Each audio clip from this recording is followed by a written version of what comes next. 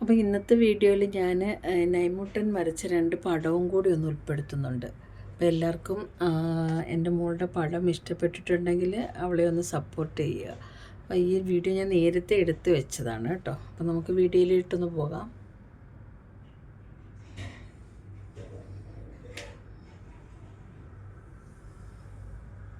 Hello, അസ്സലാമു അലൈക്കും.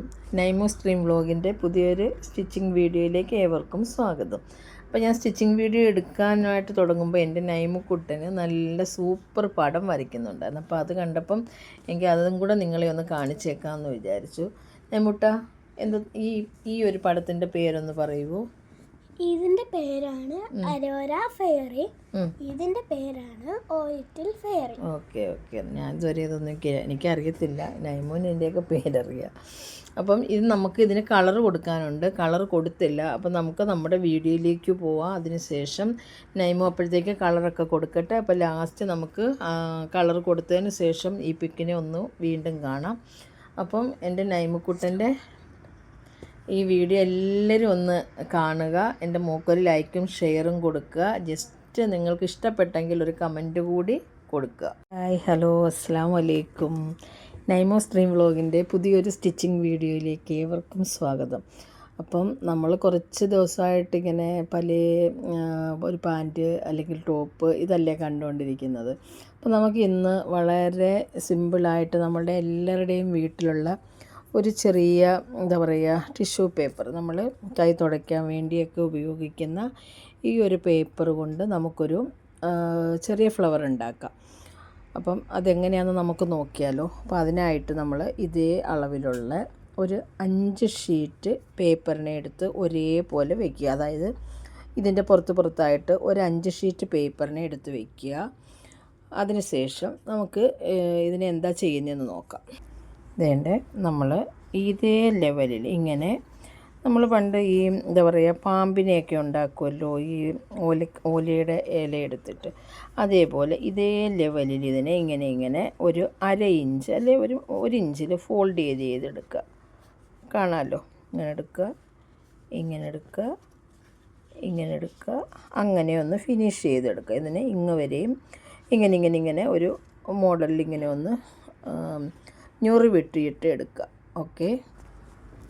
Okay, ഇത് ഈ ഒരു ലെവലിൽ ഞാൻ അതിനെ ഒന്ന് ഞൊറിവാക്കി എടുത്തിട്ടുണ്ട്.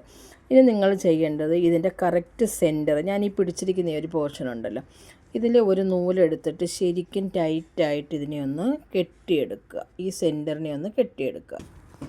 ഓക്കെ, ഇത് ഞാൻ ഇങ്ങനെ ഒന്ന് കെട്ടി വെച്ചിട്ടുണ്ട്. കണ്ടോ, കറക്റ്റായിട്ട് ഇങ്ങനെ പിടിച്ചിട്ടൊന്ന് കെട്ടി വെച്ചിട്ടുണ്ട്. ഇനി നിങ്ങൾക്കത് ഈ ഒരു ഭാഗം ഉണ്ടല്ലോ, നമ്മുടെ ഈ 2 എൻഡുകളുണ്ടാകും. ഈ എൻഡിനെ നമുക്കൊന്ന് ഒരു എന്താ പറയുക ഒരു ലീഫിൻ്റെ രീതിയിലൊന്ന് ഷേപ്പ് ചെയ്തെടുക്കാം. ഈ ഒരു ഭാഗത്തിനെ ഒന്ന് ഷേപ്പ് ചെയ്തെടുക്കാം.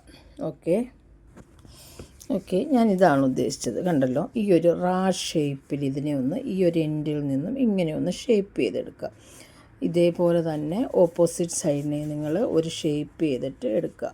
ഇപ്പം വലിയ കത്രികയൊക്കെ ആണെങ്കിൽ വളരെ എളുപ്പമായിരിക്കും. ഞാൻ ഇത്രയും ചെറിയൊരു കത്രിക കൊണ്ടാണ് ഇത്രയും കട്ടിയിൽ ചെയ്തെടുക്കുന്നത്. അപ്പോൾ നിങ്ങൾക്ക് വളരെ സിമ്പിളായിട്ട് ചെയ്യാൻ പറ്റും. വീട്ടിലുള്ള വലിയ കത്രിക കൊണ്ട് നിങ്ങൾ ഈ പറഞ്ഞ ഒരു ഷേപ്പ് എടുക്കുന്നത് ഒട്ടും അറിയാത്തവർക്കാണെങ്കിൽ ഞാനൊന്ന് പറഞ്ഞുതരാം. ഇതിനെ ഇതേപോലെ തന്നെ ഫോൾഡ് ചെയ്ത് വെച്ചിട്ട് ഒരു 1/2 ഇഞ്ച് അല്ലെങ്കിൽ ഒരു 1/4 ഇഞ്ച് താഴ്ത്തി ഇങ്ങനെ ഷേപ്പിൽ കട്ട് ചെയ്ത് അത് വീണ്ടും ഈ എൻഡ് വരുമ്പോൾ ഒരു 1/4 ഇഞ്ചിൽ കൊണ്ടുവന്ന് നിർത്തുക. അങ്ങനെ ചെയ്യുമ്പോഴായിരിക്കും നമുക്ക് ഈ ഒരു ഷേപ്പ് കിട്ടുന്നത്. കണ്ടല്ലോ,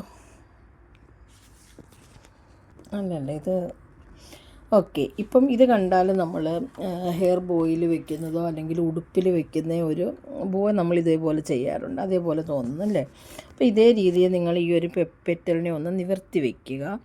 അതിനുശേഷം ഇനി നമ്മൾ ചെയ്യേണ്ടത്, നമുക്കിപ്പോൾ ഇതൊരു 5 പെറ്റലുണ്ട്. നിങ്ങളുടെ കയ്യിൽ ഇപ്പോൾ 5 ഇല്ല, 4 ഉള്ളെങ്കിലും ചെയ്യാം, 3 ഉള്ളെങ്കിലും ചെയ്യാം. പക്ഷേ ആ തിക്നെസ് നമുക്ക് കിട്ടണമെങ്കിൽ ഒരു 5 6 ഒക്കെ ഷീറ്റ് ഉണ്ടെങ്കിലായിരിക്കും നല്ലത്. അപ്പോൾ ഇതിൽ നിന്ന് ഓരോ പേപ്പറിനെ മനസ്സിലായല്ലോ, ഓരോ പേപ്പറിനെ നിങ്ങളത് ഇതേപോലെ ഇങ്ങനെ വിടർത്തി ഓരോ പേപ്പറാക്കി എടുക്കുക. അപ്പം ആ ഒരു പേപ്പറിനെ ഞാൻ എടുത്തിട്ട് നിർത്തുന്നത് നിങ്ങളെ ഒന്ന് കാണിച്ചു തരാം. അതിനുശേഷം ബാക്കി ഓരോന്ന് നമുക്ക് എടുക്കാം. ഓക്കെ. ഞാൻ പറഞ്ഞത് ഈ ഒരു ലെവലാണ്, കാരണം ഇത് കുറച്ച് ഒരു റിസ്ക്കാണ്. പേപ്പറാണ് ഇത്. നമ്മളിങ്ങനെ ഓരോന്നിങ്ങനെ വിടർത്തി എടുക്കുമ്പോൾ ഇത് കീറാൻ സാധ്യതയുണ്ട്. അപ്പം കീറാതെ ക്ഷമയോടുകൂടി ചെയ്താലും നമുക്കിത് നല്ല അടിപൊളി ഒരു പൂവാക്കാം. ഈ ഒരെണ്ണം പൊക്കിയത് കണ്ടല്ലോ, ഇങ്ങനെ മുകളിലോട്ടാക്കി എടുത്തേക്കുന്നത്.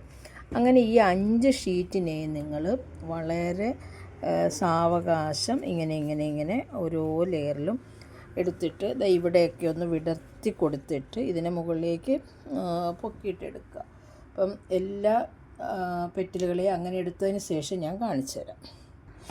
ഓക്കെ ഗൈസ്, അപ്പം നമ്മൾ ഈ ഒരു പൂവ് ഒരു ആവറേജ് ചെയ്ത് വെച്ചിട്ടുണ്ട്. ഓക്കെ, ഇപ്പം ഇതിൻ്റെ ഇത് കണ്ടോ, നമുക്ക് ഇതിന് ഒരു ഓപ്പൺ ഭാഗം വരത്തില്ലേ, ഇതിനെ നിങ്ങൾ ഗമ്മ് കൊണ്ട് ഒട്ടിക്കുക. ഇവിടെ നിങ്ങൾ ഗമ്മ് കൊണ്ട് ഒട്ടിക്കുക. അതിനുശേഷം നിങ്ങൾക്ക് ഇനിയും കൂടുതലായിട്ട് അടുപ്പിക്കാൻ പറ്റും. അപ്പോഴേ നമുക്ക് ആ പൂവിൻ്റെ ഒരു നല്ല ഭംഗി വരുത്തുള്ളൂ. അപ്പോൾ ഇത് ഞാൻ ഒന്നുകൂടി ഈ പൂവിനെ ഒന്ന് ഫിനിഷ് ചെയ്തതിന് ശേഷം നിങ്ങളെ കാണിച്ചു തരാം.